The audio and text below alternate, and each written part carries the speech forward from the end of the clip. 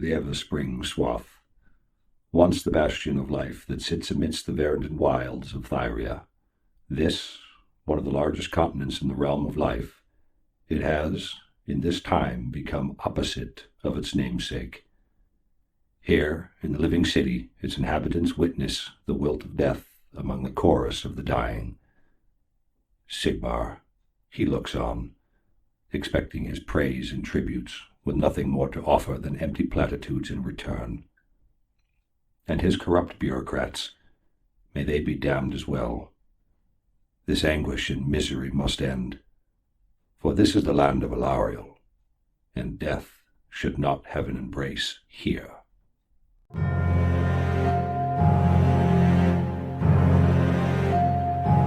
Nurgle is the Lord of Decay, who presides over physical corruption and morbidity.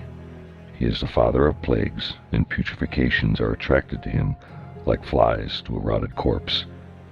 For his amusement, he devises foul contagions that he inflicts upon the mortal world, the result of which greatly fascinate him.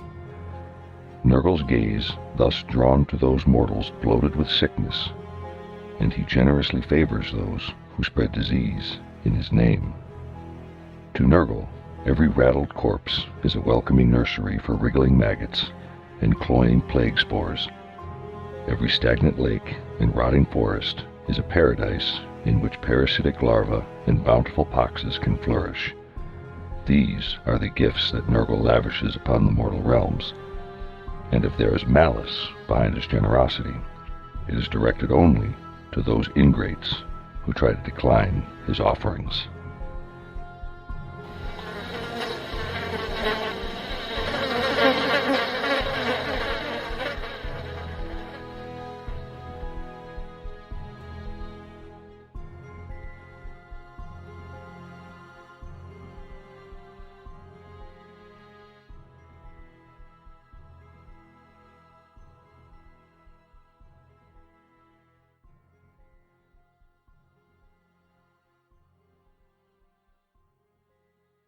I began preparing for this over 20 years ago, carving the circles deep into the floor and scribbling incantations along the walls.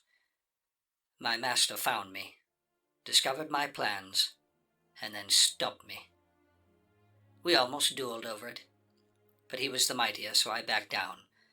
But deep in the depths of my mind and soul, I maintained my sincerity and commitment to what needed to be done. This was all the rebellion I gave. And I remember how he pontificated to me. We never employ the methods of the enemy. We do not meet with them. We do not beseech them for anything ever. Such dealings only bring ruin and doom, and all that comes with such foolishness. One does not make pacts with the dark gods, for the price is always more than that of which you are willing to pay. But he was a scared old fool, and despite his wisdom and craft, he died of the pox last fall. Since then, it has been a never-ending cycle of one plague followed by another pestilence, one after another, the crops blighted and the livestock sick and thinning, a living city slowly dying. No respite, no mercy. These cities under Sigmar and his storm hosts are in peril. Collectively, we are known as the Free Cities, but as of late, we are only free to suffer and to die. I can save the people from their despair and misery, but I have no time to barter with the close-mindedness of those who would rather justify their existence through our misery and death. I know what needs to be done. I know I am able to do this. For I have traveled a full day away from the cities. I have traveled deep into the Stone Rash Mountains, and from within my secluded cave I begun my ritual. I study the arcane crafts of my disciplines, and in dogged determination I find that I am ready. Upon the eve of my bicentennial, I know I am able to do this. I shall save my city. I know how to contain and constrain. I carve the sigils once again and scribe the incantations, all of which I have recalled deep from my suppressions, all of those many decades ago, The entirety of all of them are now fresh in my mind, and this entity to be summoned inside my circle shall augment my cries into the symphony of my magic, and it will be the countenance for which I require. Arcane calls so loud and so powerful, not even it will be able to resist. The incantative diagrams outside the circle serve to enhance the efficacy, to make them unbreakable. For this thing, it can never get out. It can never be allowed out. It cannot ever leave this circle. I perform the rites, I sacrifice, and then I wait. Within the depths of my cave, I wait. But on the 7th hour, my wait is over. All at once, the ground, it began to gently shake. At first, slight vibrations, giving way to seismic quaking. The inner caverns and the stalagmites above me seem to meet, molding together amongst the gloom, and they make a dark canopy. This even prevents the light from my fire, from its illumination of my cave. In the dark and all alone, I feel more than I see, the being dragging itself up out of the cave floor, which is now billowing over and covered in muck. Huge as I expected, and as I prepared for it, in my circles and wards, it pushed upwards towards the ceiling, and almost touched the ends of the stalagmite tips before bursting into a dazzling light for an instant. Green, of course. Then the light comes down to a lampant glow, still green with a murky hue. I can feel its presence as it tests the lines of my defenses, the compulsions put to them by my arcane scripts. Its small head sits atop a mound of green leathery encased blubber. Now, the demon looks down at me. Its grinning face is now put into stark detail by its eyes and the light bursting from them, denoting its power. Inside I quail, for I find my breath is in labored strain among the foul stench, but that's the human inside of me, for I am a wizard, and I stand proudly in front of it. My spells protect me, and now it chortles, a deep growl of a depthful belly laugh, then speaks for the first time. Be swift, wizard, for your pitiful frame can't hold me for long. Among the fragility of your craft, you lack the strength to keep me here. Your time grows short, little mortal. State your case. I suck in a deep breath and blurt out the words I have rehearsed in my mind.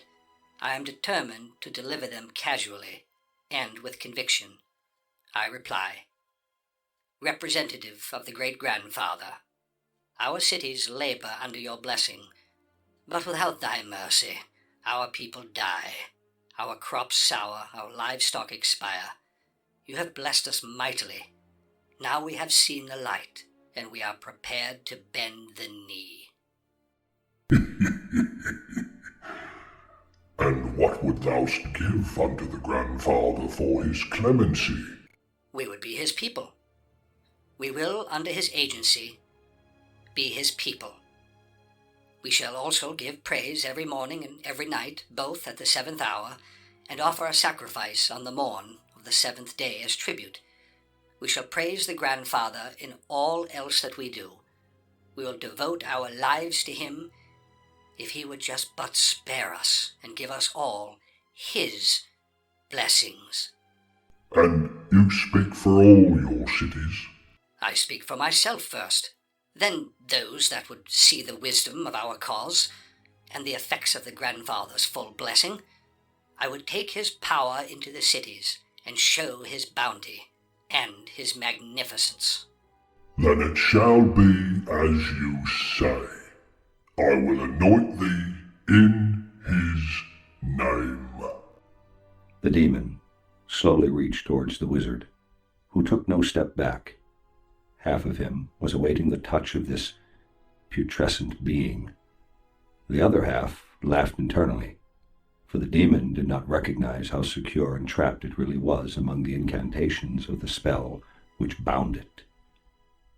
But the wizard's eyes widened as the demon's hand passed beyond the arcane barrier without event and the index finger of the great unclean one gently caressed the wizard's brow. Instantly he was struck with a widening pattern of rashes, and the fever that set in gave way to his new reality. It was not possible. How could this be happening? As the pain rushed through him, he screamed, but remained upright and did not fall to the ground. The feeling swiftly passed, replaced by a calm and almost joyous temperament that he knew had no genesis within him. The demon chortled once more, and then his body fell apart, and it landed in heaps on the ground, in masses of slime and filth. As the great unclean one was falling apart, the wizard could make out the remnants of it all over the ground. There were many multiple creatures across every inch of the circle, maggots and flies, swarming and crawling within and now outside the extinguished arcane lines.